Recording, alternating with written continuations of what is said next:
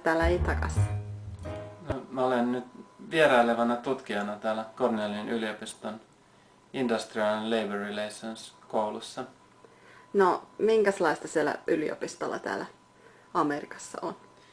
No, yliopistoalue on tosi iso ja siellä on paljon opiskelijoita. Tähän mennessä mä olen lähinnä tutustunut kansantaloustieteen ja erityisesti työntaloustieteen tutkijoihin.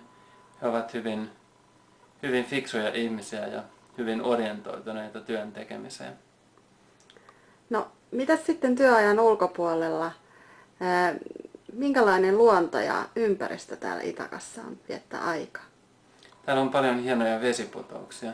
Ne on kyllä todella näkemisen arvoisia. Sitten täällä on paljon järviä, joita me nyt ei olla vielä niin hirveän paljon ehditty näkemään. Jonkun verran kuitenkin. Ja sitten täällä on vilkasta kulttuurielämää ja ollaan käyty katsomassa jo paria leffaa. No, mitä sä aiot sitten tänään tehdä?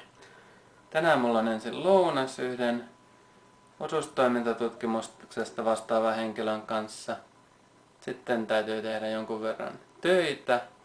Ja sitten illalla me mennään yhden tuttavapariskunnan luokse, jotka on muuttamassa pois täältä. Ja käydään katsomassa, että olisiko niillä jotain kodin tarvikkeita meille antaa.